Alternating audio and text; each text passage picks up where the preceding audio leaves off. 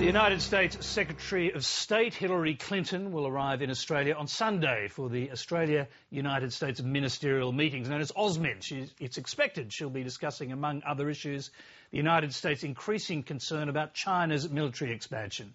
Our own Foreign Minister, Kevin Rudd, has offered a third way of dealing with China. He's in Beijing at the moment. I spoke to him just a short time ago. Kevin Rudd, thanks for joining us. Good to be on the program.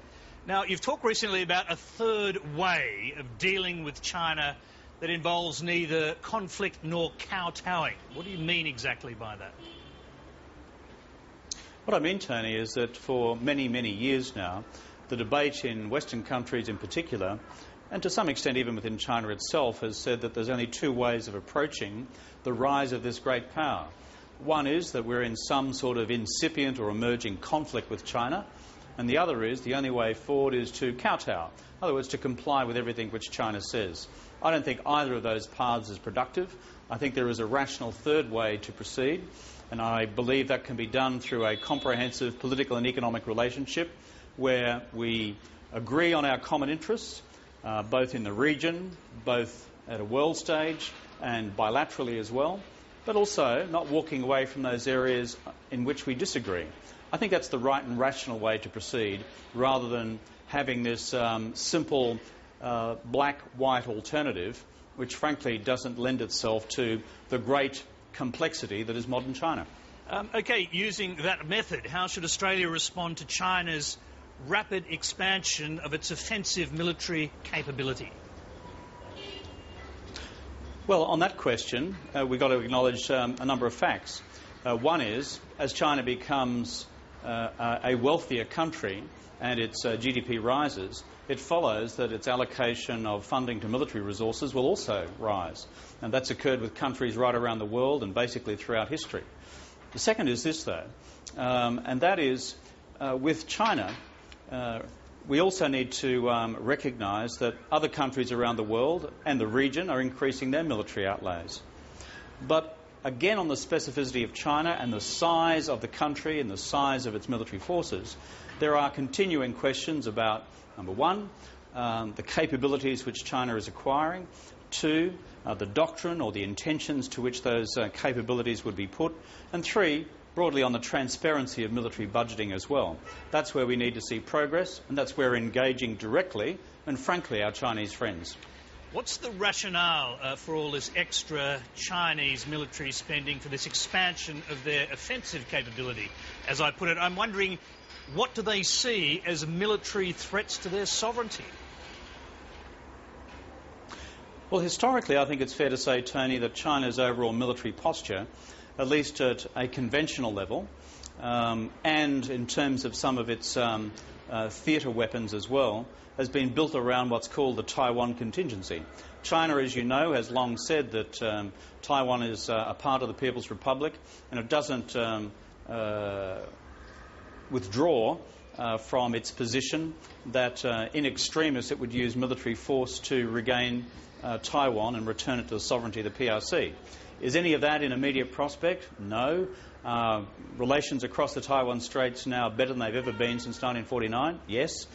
But if you want to know what one of the core organising principles has been for China's military modernisation, it's been that. However, let me just add one other point. As China acquires that capability, what happens is it also acquires capabilities which are more able to be deployed beyond the Taiwan contingency. And that's why we need greater transparency with the Chinese, greater common exercising with the Chinese, so we don't have accidents, mishaps or misperceptions at sea between our respective navies and those of the United States. And thirdly, as I said, a greater clarity in Chinese military doctrine. That's why we have, for example, a bilateral defence dialogue with the Chinese at Chief of Defence Force level. The United States is certainly very concerned about China's rapid military expansion. That's going to be a key issue when you speak to Hillary Clinton in Australia this week, is it not? Well, I won't foreshadow the content of what goes on in AUSMIN, I should say, negotiations.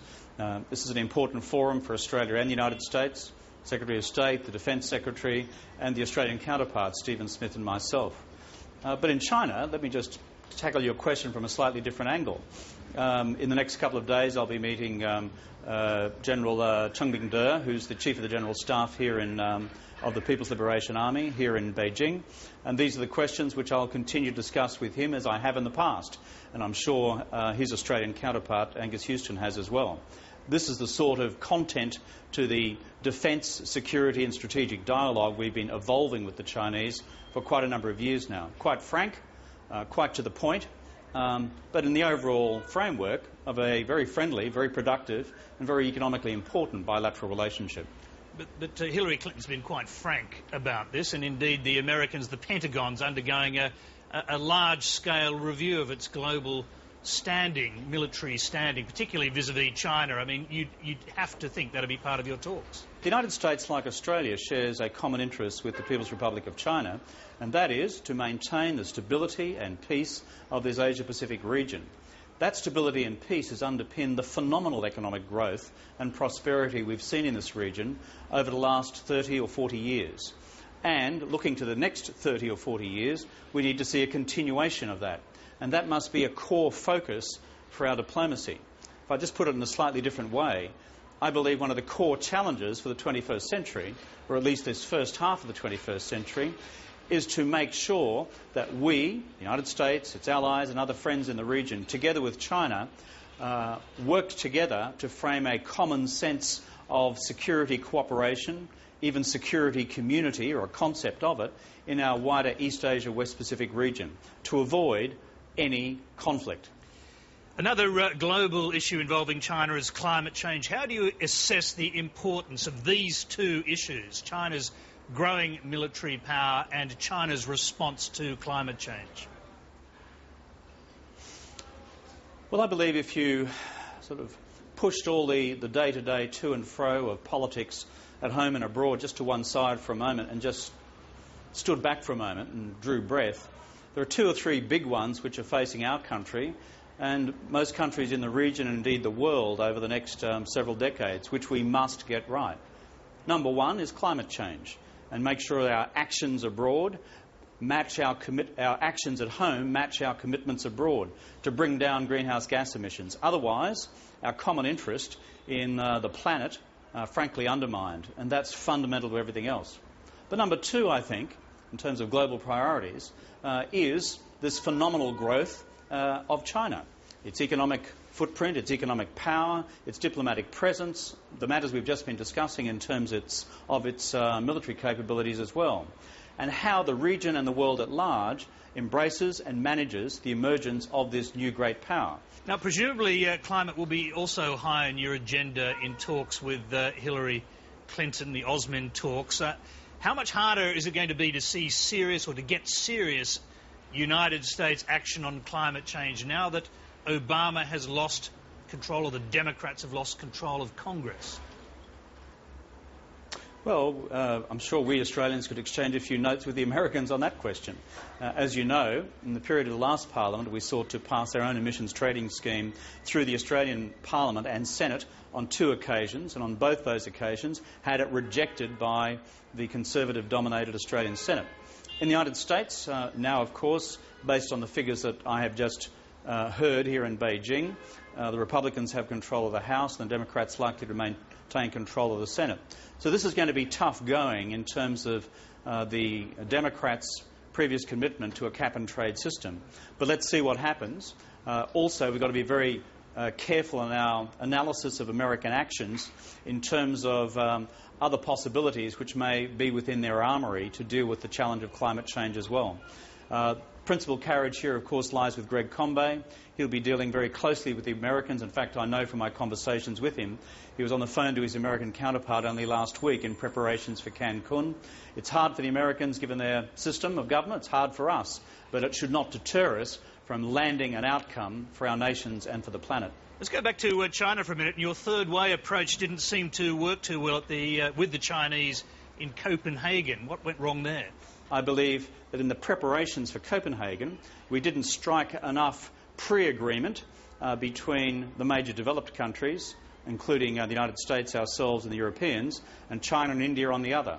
As we move forward through Cancun and Durban and onto Rio again, We've got to make sure that that work is done well in advance so we have manageable agendas for agreement on ambitious outcomes, because the planet cannot wait and cannot endure further delay. I've got to ask you this. Is it true that you used a metaphor involving copulating rodents to describe the behaviour of the Chinese negotiators in Copenhagen? Tony, I'm not going to comment on that one bit. It was very late in the evening. Gave an off-the-record briefing to a whole bunch of Australian journalists, and it was now about 9 months ago. So I'll leave that stand well within the parameters of the ethics of your profession. Yeah, indeed. Julia Gillard is still on training wheels when it comes to foreign policy. How would you rate her performance so far? Well, the first point is I disagree with that proposition. As I've seen the Prime Minister engage with international counterparts and read the reports of her engagements with international counterparts, she is effectively arguing the Australian national interest in a whole bunch of complex matters where we've got big interests on the table. As for the way in which we conduct foreign policy in Australia, as it's been in the past, the Prime Minister necessarily leads. Foreign ministers work in support of the Prime Minister. That's been the case when I was Prime Minister. That'll be the case now as well. It's a big world out there, though, for a leader who'd rather be sitting in a classroom than in some sort of foreign conference or speaking to foreign leaders, who has no passion for it. I mean, are you helping to guide her through this? The Prime Minister has many highly competent foreign policy advisors, many of whom advised me in the past. They're located both within the Department of Foreign Affairs and Trade, they're located within the Prime Minister's Department and elsewhere. And beyond that, can I say that the challenges we face around the world are great on the very big questions, some of which we've touched upon in this interview. Of course, that requires prime ministerial leadership in other lesser matters, as occurred when Stephen Smith was Foreign Minister, and foreign ministers go out and deal with the detail. Importantly, though, fundamental principles of cabinet government apply, and for the Australian national interest, when you've got such big questions at stake, like China and how we manage China's future in our own region, the emergence of this new institution, the East Asian Summit, which reflects so much of our argument in recent years for an Asia-Pacific community, how we deal with the challenge of regional and global terrorism, how we deal with the great challenge of climate change. These are big nationwide decisions which affect, frankly, most members of the Cabinet and their portfolios, and that's where Cabinet, again, takes the lead as well.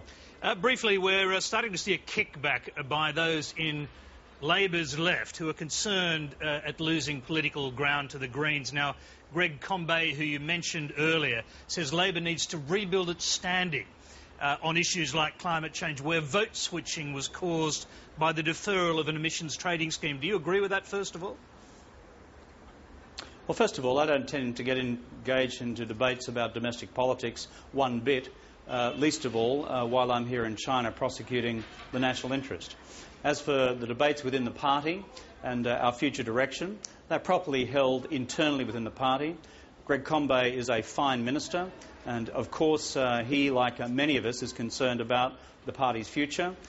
He has spoken out on that subject. He's right to do so. But as for me, being drawn into that little hornet's nest, Tony, nice try, but I don't intend to. Here's another quick hornet's nest. I'm bound to ask you if, as Prime Minister, you used to hold fake pre-budget meetings with a gang of four to make sure that Lindsay Tanner didn't leak details to the media, as has been reported. Well, the first thing I'd say is that Lindsay Tanner was, is and will be a very, very close friend of mine. Secondly, that report is without foundation as far as I am concerned. But in terms of going into the entrails of all of that, again, nice try. I don't intend to go further. There's going to be a lot of attempts to, put colour and spin on things. That's fine. Others can do that. I'm on about the Australian national interest. I'm on about what you do as Foreign Minister to prosecute that interest, and on the big questions we've been talking about tonight, because they affect our kids and our country over the course of the next half-century. That's what I'm about. Yes, of course, you could squash that story completely by saying it's not true. It seems that you have just done that. Well, I'll let you interpret what my remarks as you see fit. Kevin Rudd will undoubtedly do that, along with everyone else who's watching. We thank you very much for taking the time to join us tonight from Beijing. Thanks very much, Tony. Good to be on the program.